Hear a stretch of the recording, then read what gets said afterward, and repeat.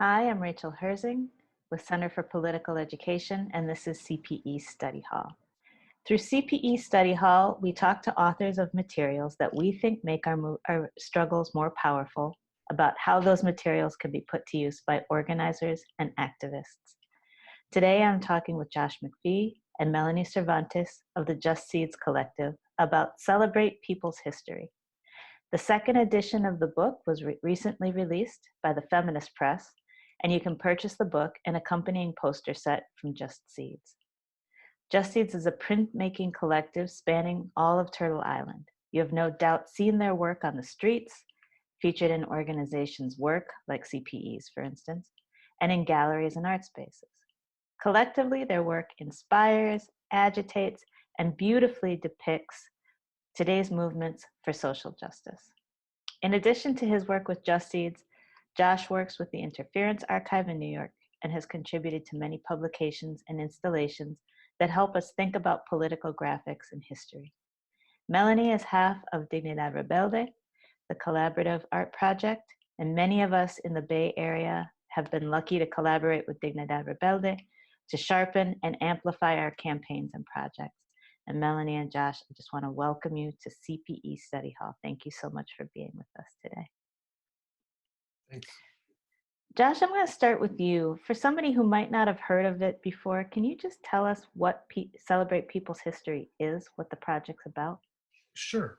Um, Basically, is a collection at this point of over 200 posters and poster designs that are about celebrating the people, organizations, and events that um, have really sort of structured our world, but are largely bulldozed by mainstream history.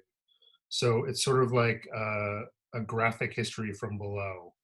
And part of the idea with the project has always been that it's the artists and designers and writers who make the posters that decide what they want to make the posters about.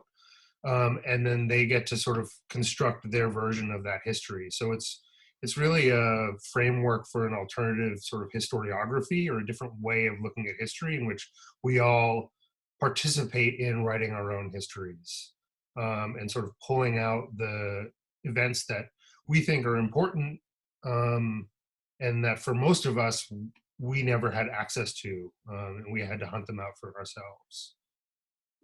Practically, it's a project that started in 1998 when I had recently moved to Chicago, and my roommate at the time and longtime friend Liz Goss was a Chicago public school teacher. She was an elementary school teacher, and she was extremely frustrated with the lack of sort of accessible materials to hang up in her classroom that spoke to her kids, that were from the south side of Chicago, mostly black and brown. And then I was sort of fumbling my way through trying to figure out how to be a street artist, and was realizing that almost everything on the street was a directive of some kind. Do this, go there, buy this. And there was very little that felt particularly generous. And so we sort of like put our heads together and thought we could sort of deal with these two things at once, by creating a poster that was a little bit more generous and celebratory that we could put out on the street, and that's something that also could be used in classrooms. And so we made a poster celebrating Malcolm X, which 22 years ago, this was pre Malcolm X being on a stamp.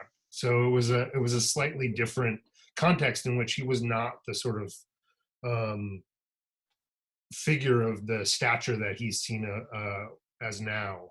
But we really also wanted to pull out this specific part of Malcolm X's sort of belief system, which is that Liz had found this amazing quote, which turns out it's a paraphrase, but basically Malcolm saying that we can't know where we are going unless we know where we've been.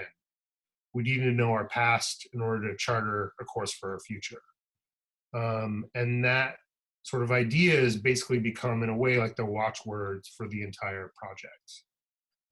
So we worked with a small movement print shop in Chicago in 1998 to produce a couple thousand of these Malcolm X posters. And then that now has sort of like sprung into I think right now 132 actual posters have been printed, in editions of anywhere from 1,500 to 6 or 7,000. So there's about a 500,000 of these posters out in the world. And then there's this backlog of posters that are sort of waiting to be printed as soon as money can be found to do it. So it's kind of turned into this giant sprawling project that started out as just sort of a kernel of an idea. Thank you for that. Melanie, when you all were thinking about this second edition in particular, just thinking about Josh saying the origins being really inspired in part by what's useful in classroom settings, when you all were thinking about this second edition, who did you have in mind that you really wanted to get it in their hands? Like who is this book and who are these posters for? Well, I was actually thinking about the significance of the book coming out now. I think particularly in light of this 1776 commission that Trump is talking about, like to counter, I think they said problematic ideologies or dangerous ideologies. And I think this is why this kind of people's history is important, and why people's history in general, and I would say ethnic studies also, because that's really like where I came out of. It's particularly important. And as I was reflecting on these, I was like, man, we actually, in light of if that like commission becomes real and funded, and there's actually like, it's why it's critically important to have a grassroots kind of from the streets up effort for people like Josh was saying, even at that time, 20 years ago, it was hard to access the kind of information. And I do think things have changed, and it's still a long way off. Like here in California, an ethnic studies bill passed. It's unfunded. It's delayed, I think like 10 or 20 years into the future for implementation. So like when you pass policy that has no teeth and has no real way of implementing, like it's just symbolic in some ways, right? Like there's so much more organizing that needs to happen. So I say that because then the reality is like, how does that actually hit in young people's lives and the realities, right? Like people that are engaged in public school education. I mean, that to me was the unraveling. Once you start learning some of these stories, right, these histories, you're like angry. It was very common. You're like angry. It's like, why didn't I learn this? Why didn't I learn, all of the things and histories and like the leadership that the people in our communities had, and why didn't I know that this is why this is the way this thing is, and how I benefited from that, and how I can make that kind of impact. So I think, I really believe that, we can always be students of life. And so, I think young people need to access it, but there's full grown adults that never had access to these, these stories, and that it's just as important, right? And so I think it really kind of like everyone who's hungry and who hungry for like a better understanding, and I think a sense of optimism. I think for me, looking at histories allows us to see what's possible. I was thinking like when Josh, because it's funny, I was like, I'm not pandering to Josh, but that was one of the posters that I was like, it is one of my favorite, and I love, the both that it's Malcolm X, but also kind of the notion. And I was thinking, and Marcus Garvey said something like that. And there's like an Adinkra symbol that goes back to Ghana in West Africa. It's like a bird with I think it's a seed on its back that's like translates from Twi, I think is the language. It says go back and get it, which is kind of like this notion that you have to look back in order to move forward. So like this, and I was just thinking of like, that's a long history, like in a Black radical tradition that goes back even to an understanding in Africa, in Ghana, about the importance of being able to look back at what's happened and understanding those histories in order to understand yourself, your community, and how you can move forward and how you can change things. So yeah, I think the audience is big. And I like the idea. I was like thinking about what you're saying, Josh, about like getting these into the streets. I'm like, Wow, that would be an even more important initiative right now, especially with kind of the looming counter project that Mhm. that will be much more well resourced potentially. Thanks for that. And, thinking about this current context that we're in, I think that you spoke so beautifully to Melanie. I'm also wondering, Josh, if you'd be willing to say a little bit about the foreword to the second edition. So you all have invited Charlene Carruthers, who people might know from her work for Black liberation with formations like Black Youth Project 100 and the Movement for Black Lives. Can you say a little bit about what your thinking was in engaging Charlene to do the foreword for this new edition? It was really about trying to find someone who was doing the work that the book is documenting historically now, and sort of trying to connect this sort of um, radical form of historiography with the present, and not just someone who is I mean, Charlene is important because as much as she is a successful author and is sort of a individual figure, she's very much part of organizations, and she's an organization builder.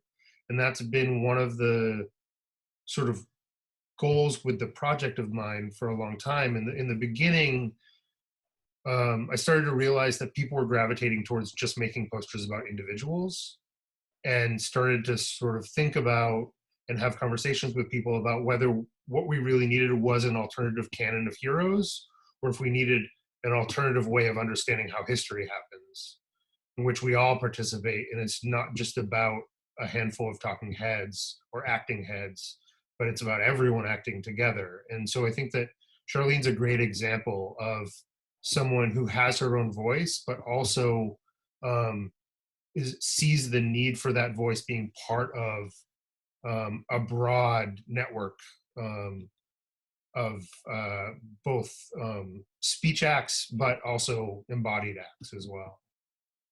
And I mean, I think in a way she's perfect. Thanks for that. I'll tell you both that Celebrate People's History posters have been a mainstay in all of my workplaces for many years now. And so they've been the kind of physical backdrop to a lot of movement work that I've done. And they're such great reminders and such inspiring kind of reminders also of elements of our history, as you were saying, Melanie, that are like contributed to kind of where our movements are today, but are also inspiring us, I think, to go forward. And so many pieces of movement history that I didn't know about before. How do you all make decisions about what's in the book? Maybe Melanie, I'll start with you. If Josh, there are things you want to contribute, please jump in as well. How do you decide like which of these moments to celebrate for the book?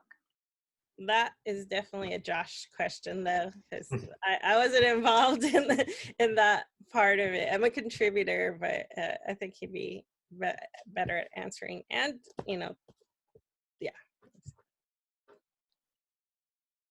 In a way, from the beginning, it's not been about organizing or collecting moments of history. It's about organizing and collecting artists, and then letting them sort of in their desire and initiative drive what the content is. And that's part of what makes the book like looking at them all together interesting, is that there's huge gaps, and then there's places where there's like clusters of things all together. And that is because this wasn't constructed from the top down, it was constructed from the bottom up. And so like almost every single time I meet someone who considers themselves an artist or a designer or a writer, I invite them, say, if you're ever interested in making a poster, please let me know. And I send out a basic sort of description of the project and the very simple kind of like beginning how to. And then what comes in from that is largely what populates the book. And so there's certainly people that I admire that I have gone after to try to get to do posters, and a lot of them have, and then some of them haven't. And then a lot of it is really people that have come to me, which is what's been really nice. There's a lot of increasing number of posters that are came out of student projects where people are using the book to teach, particularly undergrads in art school, and then they have an assignment to design posters, and then they take it and then they send it to me.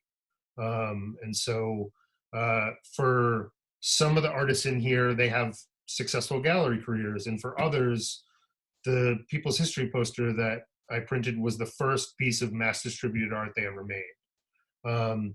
And it's been important that those things coexist, and that one isn't prioritized over the other in the project. There's sort of a horizontalism at play in both the content and also in the sort of creators.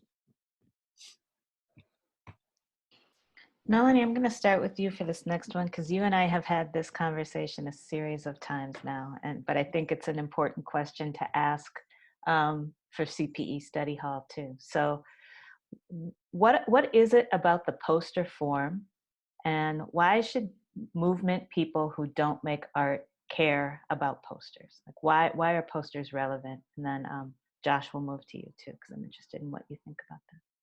Yeah, I think the poster form allows for visual language, and I think visual language is like one of the oldest intelligences we have as human beings.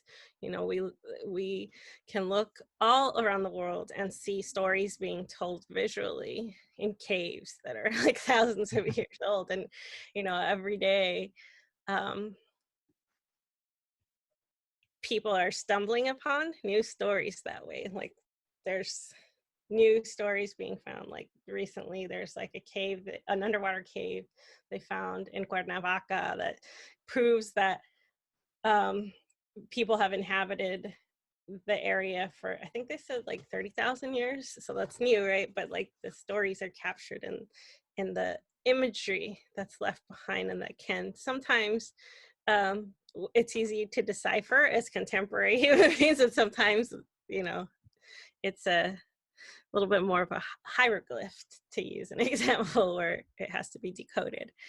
But I think successful posters do rely on visual language, and for communities I think it's important because the written language, depending on what kind of content is written, might be a barrier.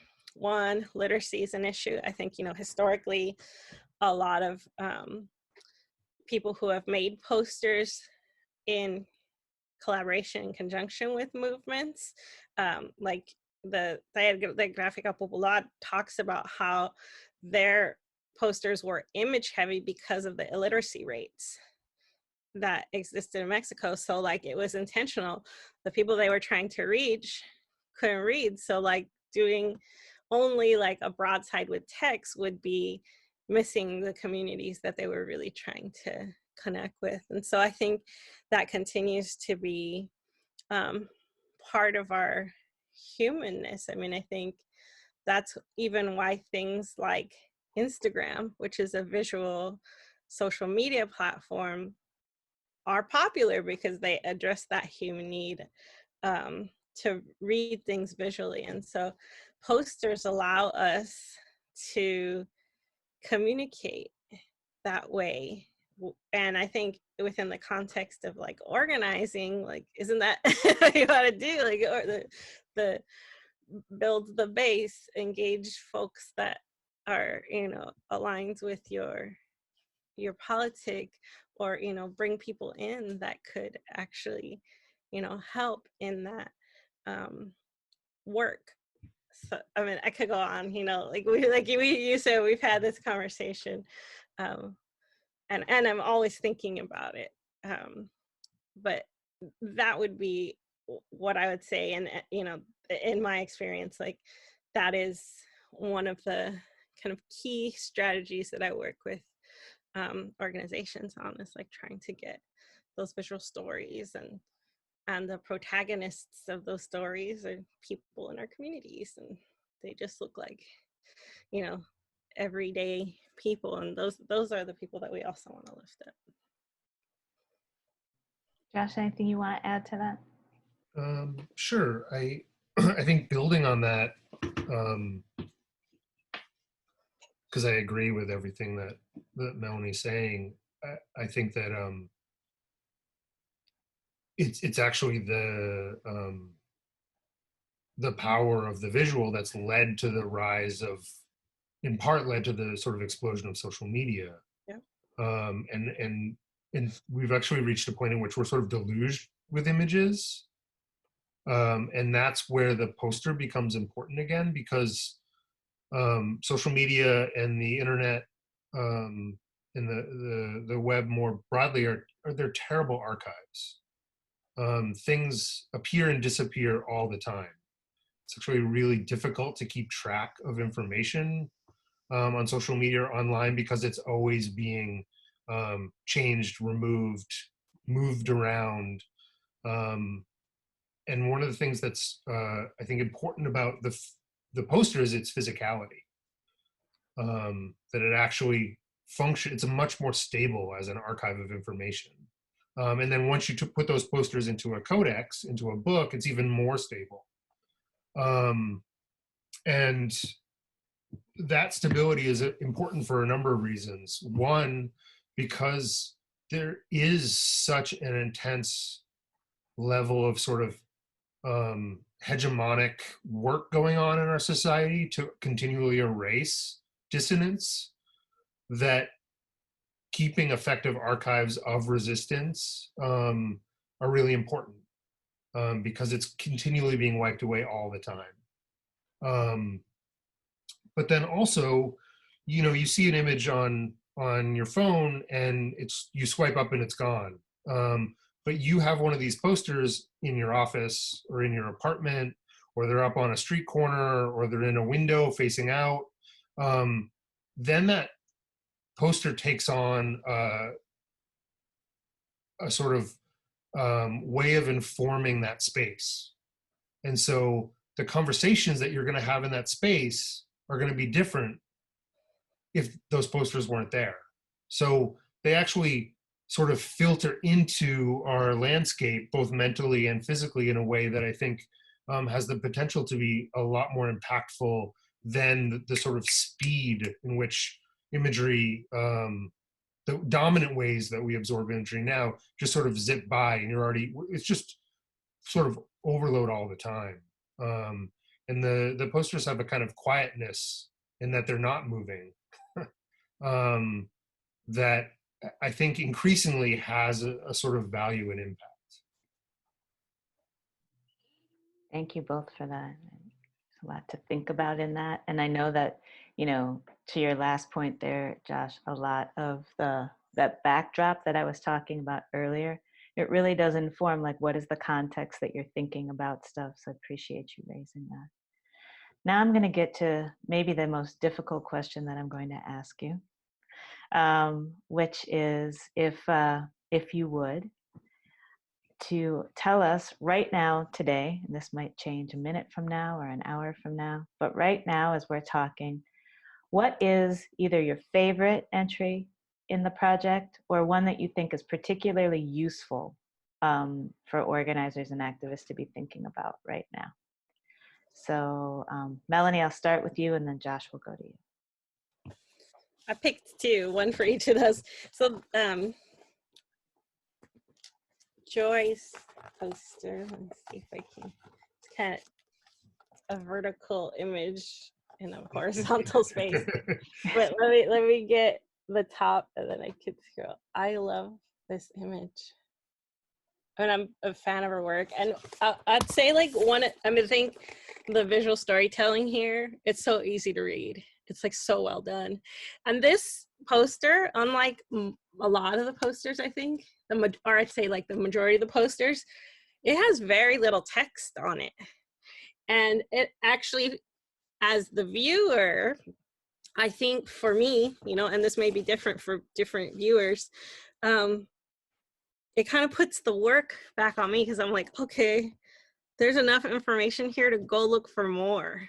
And so it kind of like has this embedded homework where I'm like, I really want to know what this battle was about. Like, I'm going to go and find out, because the image is so powerfully depicting what I think is a victory, because I don't know the history here and I haven't had a chance, but this was one of the images that of the second version of this book that were newly introduced into the book. Melanie, you said you had a second one that you thought was Oh, particularly yeah, good and for movements. I think I mentioned it earlier. It is the poster that Josh made, and I say I lost the place. He took it. Do you know what page that is, Josh? It is 111. Oh, great. Oh, frozen again. I'm so glad. Okay. I'm not frozen. I'm just pretending. This is the poster Josh was talking about, but I think before we even met Josh, like I had seen this graphic, and before we even like started talking, circulating, and I just thought it was so powerful.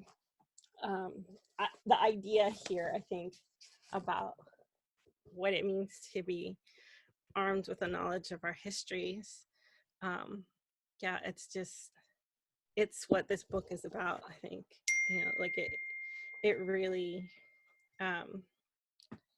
reflects that sense, and I think I would be remiss to say that, like, also Howard Zinn's A People's History, also I think, anytime I think of these kind of visual stories, like it's also that same sense of like people telling the stories of what happened. Yeah, so I guess I just wanted to mention Howard Zinn too. Well, Josh, how about you? What do you have on tap there? I also can't just pick one. It feels like it's like choosing one child over another or something. It just doesn't seem fair. So I have this poster is a relatively recent one. It's new in the book, which is this poster of Octavia Butler. And however much this is a powerful and effective image of her, I think that the quote from her is really great. But more so, what part of the reason why I wanted to point this out is because this, by far, in the last year, has become the most popular poster that I've ever produced from the series, and I think that that speaks so much to sort of what's going on in the world and in organizing, that this Black woman who was a science fiction writer is what people are gravitating to as a sort of North Star for kind of thinking about politics. And then the quote, I think, says why, which is this sort of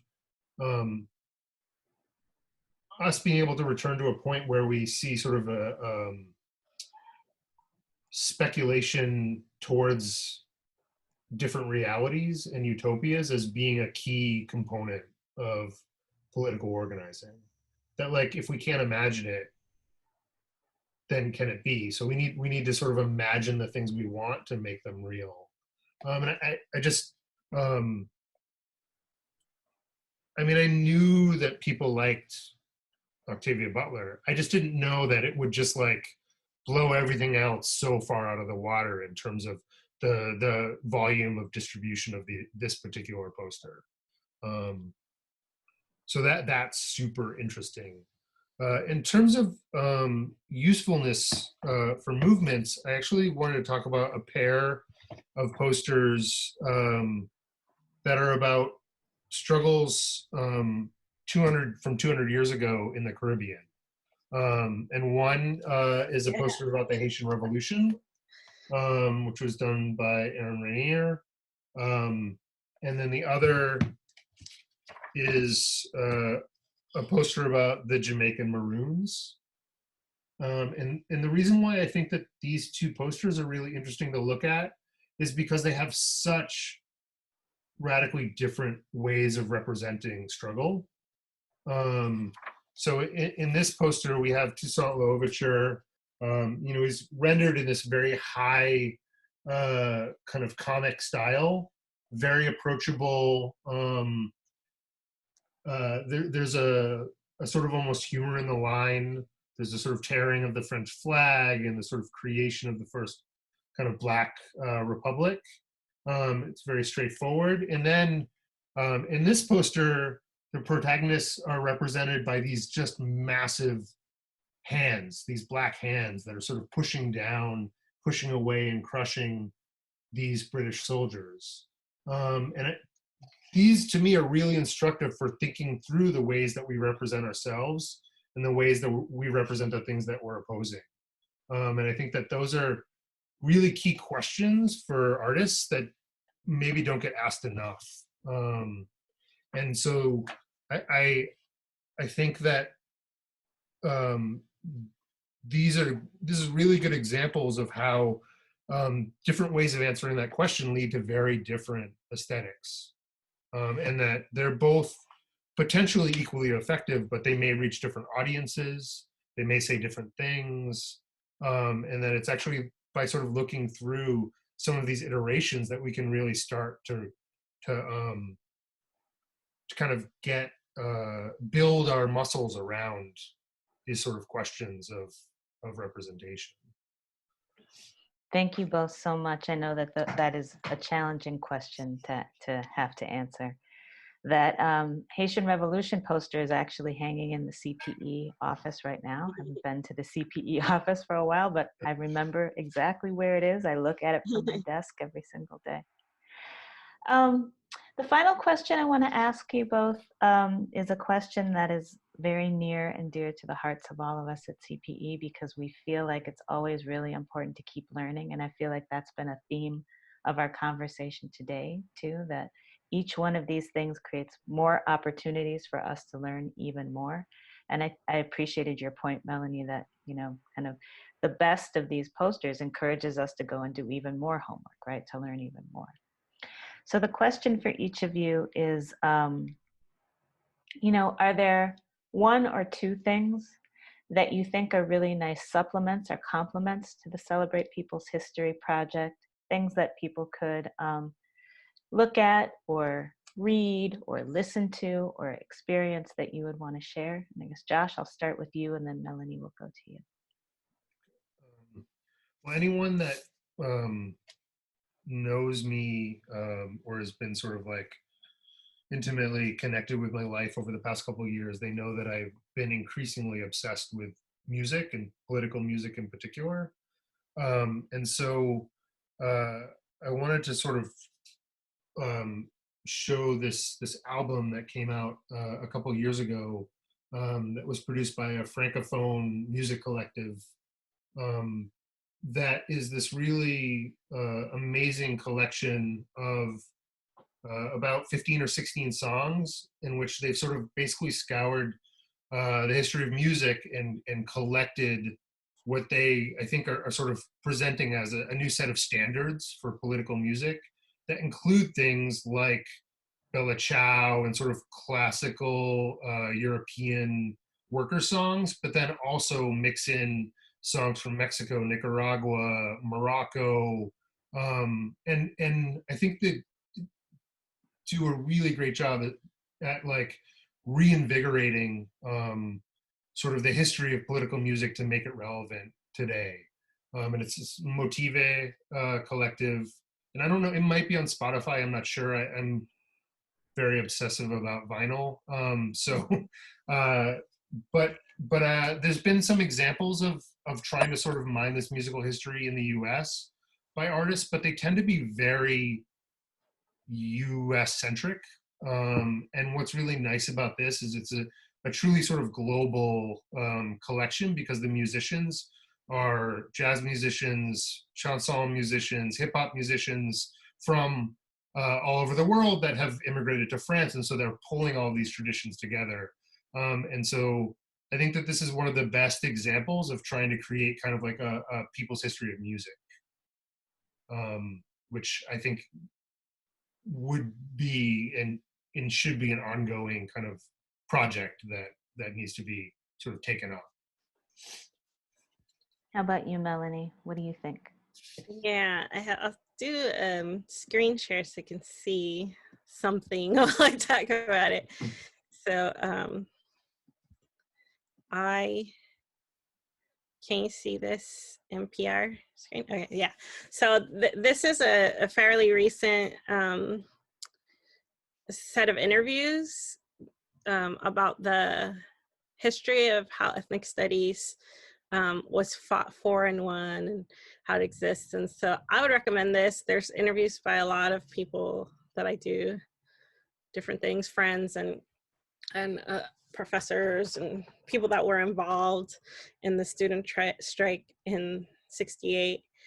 Um, I feel like it's going to always be particularly relevant, but I feel like especially now with it, like I mentioned earlier, this bill that passed that doesn't have teeth, but that can be fought for, that's the opportunity, is that, anytime you're doing kind of that legislative change, it's a protracted struggle, because, you win one part of it, which looks like, something being passed, but then the whole part that's like less interesting, I think, often to people, and or people say sexy, I hate that term, but is the implementation portion, but it's like really the critical portion.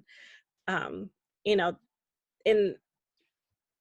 the past like 10 years, people are like, can we do like ethnic studies people's history posters? Like, I think the response to the Celebrate People's History posters is just overwhelming. Everyone that I know, like, they just love the model of it. And so, as this conversation has been happening, I'm like renewed, like, oh, there's even more reason to like